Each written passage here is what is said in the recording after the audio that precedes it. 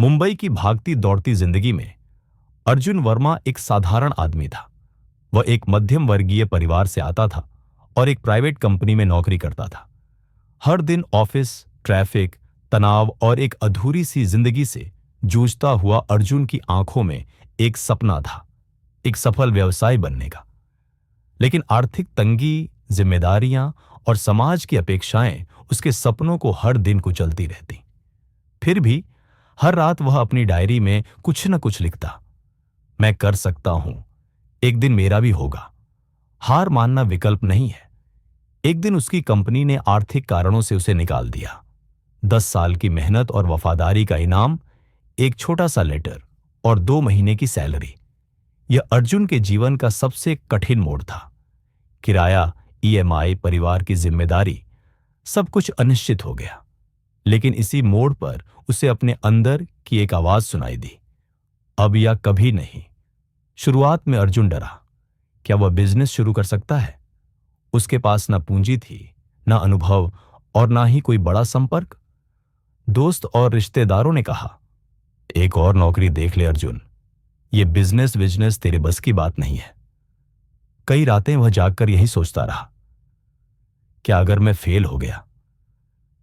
लेकिन फिर उसे अपनी डायरी की वही पंक्तियां याद आईं, हार मानना विकल्प नहीं है। एक दिन पार्क में टहलते हुए उसकी मुलाकात एक बुजुर्ग आदमी से हुई, श्री रघुवंशी। उन्होंने अर्जुन की बातें सुनी और बोले, बेटा, जब तक तू खुद पर विश्वास नहीं करेगा तब तक दुनिया भी नहीं करेगी। हर बड़ा आदमी पहले अकेला ही लड़ता है। रघुवंशी जी ने उसे एक बिजनेस कोचिंग सेंटर का पता दिया और कहा, सीखना शुरू कर, बाकी सब रास्ते बनते चले जाएंगे। अर्जुन ने अपनी बचत और एक छोटा सा कर्ज लेकर एक स्टार्टअप शुरू किया, एक ऑनलाइन प्लेटफॉर्म जो लोकल आर्टिसन की हैंडमेड चीजें बेचता था। शुरू में ऑर्डर नहीं आते थे, वेबसाइट क्रैश हो जाती थी, लोग भरोसा नहीं करते थे। लेकिन अर्जुन ने हार नहीं मानी। वह दिन में खुद डिलीवरी करता, रात को मार्केटिंग सीखता और हर ग्राहक से फीडबैक लेता।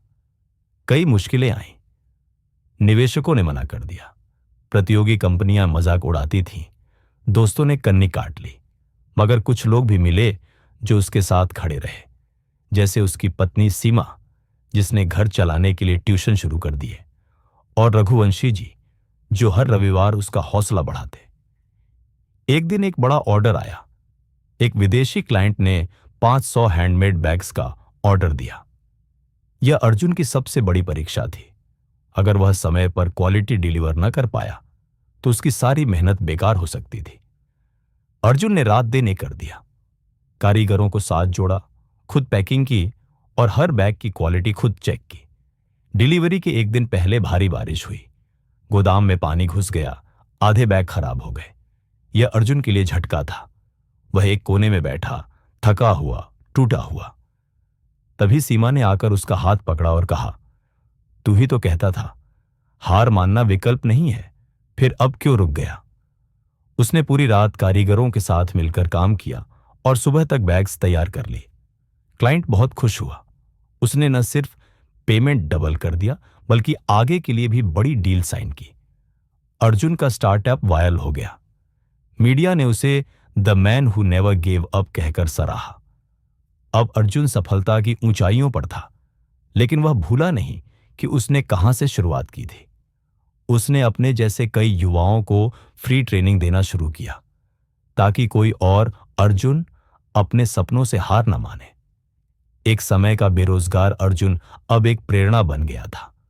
उसकी कहानी TEDx मंच पर गूंजती, कॉलेजों में पढ़ाई जाती और युवाओं की आंखों में उम्मीद भर देती। अर्जुन ने साबित कर दिया कि जिंदगी में कितनी भी ठोकरें लगें, अगर इरादा मजबूत हो तो कोई भी मंजिल दूर नहीं।